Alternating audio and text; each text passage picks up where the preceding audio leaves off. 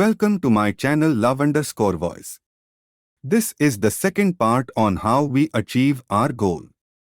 In first part, we get to know what is our wish or goal, and now in second part, we are going to know that how we can achieve our goal. The moment you say not possible, you are also saying I don't want it. So on one level, you are creating a desire that you want something. On another level, you are saying, I don't want it. So in this conflict, it may not happen. Someone who has some faith in a god or in a temple or whatever, who is simple-minded. Faith works only for those people who are simple-minded, thinking people. People who are too much thinking, for them it never works. A childlike person who has a simple faith in his god or his temple or whatever, he goes to the temple and says, Shiva, I want a house. I don't know how. You must make it fun. Now, in his mind, there are no negative thoughts. Will it happen? Will it not happen? Is it possible? Is it not possible? These things are completely removed by the simple act of faith. Now he believes Shiva will do it for him, and it will have to. So is Shiva going to come and build your house? No. I want you to understand God will not lift his little finger for you. What you refer to as God, he is a source of creation. As a creator, he has done a phenomenal job. There is no question about it.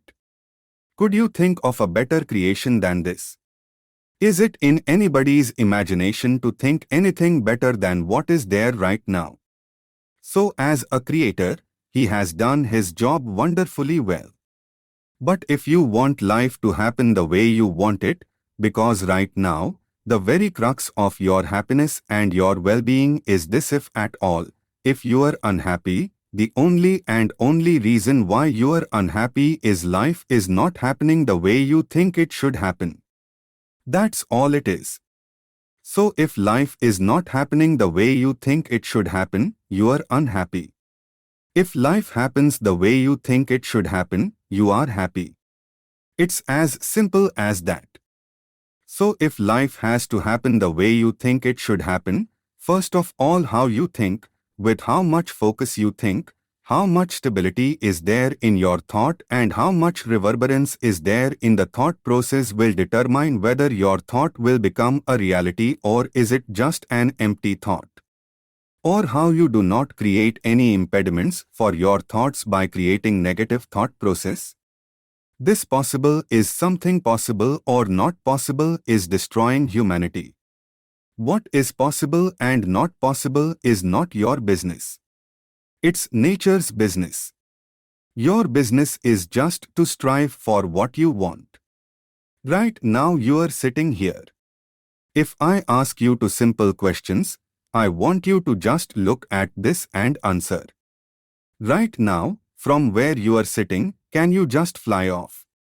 You say no right now, from where you are sitting, can you get up and walk? You'll say yes. What is the basis of this? Why you say no to flying and yes to walking? Because past experience of life. Many times you have gotten up on walks. Never did you fly off. Or in other words, you are using the past experience of life as a basis for deciding whether something is possible or not possible.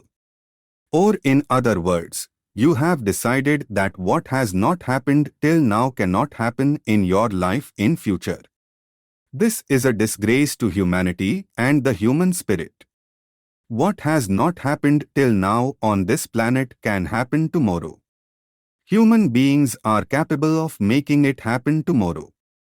So what is possible and what is not possible is not your business. That is nature's business. Nature will decide that.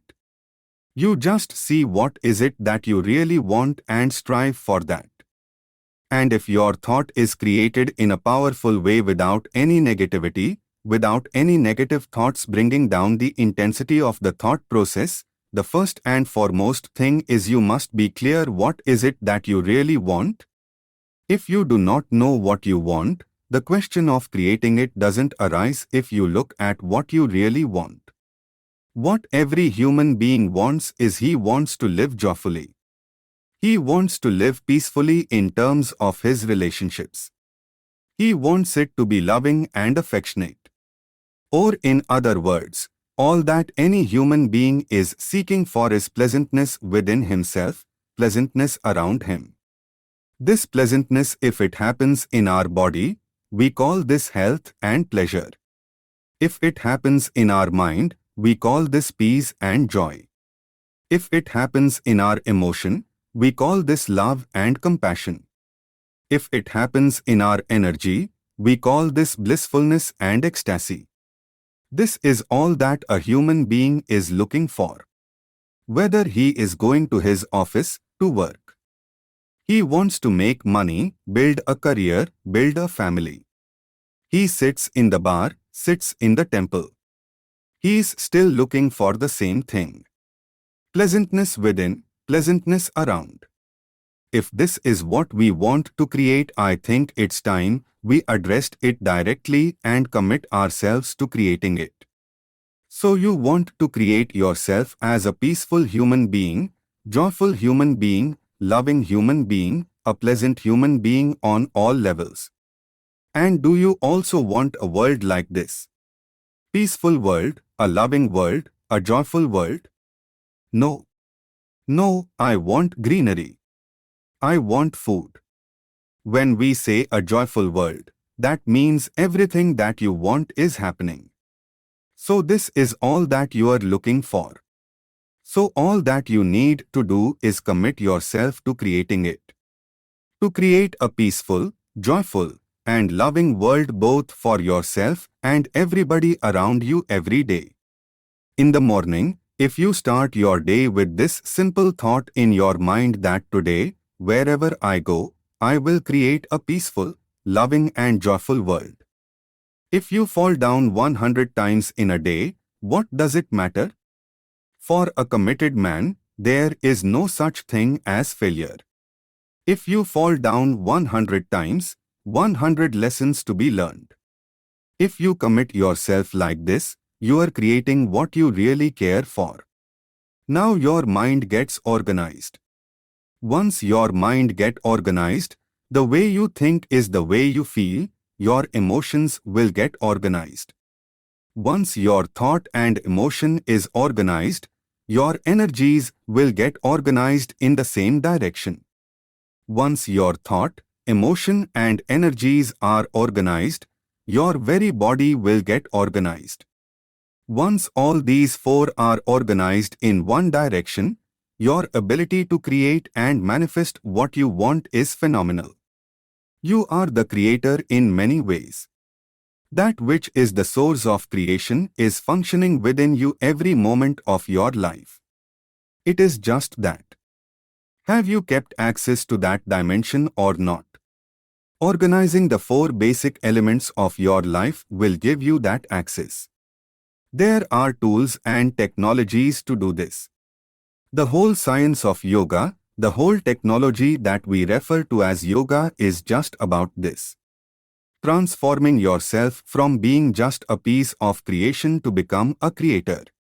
It is my vision, I blessed that every human being in this world should have this access to the source of creation within himself so that he can function here as a creator, not just as a piece of creator. Thank you for your time. If you like this discussion, then please do like and subscribe this channel. You can also listen nature's voice to heal your health and stress. Thank you.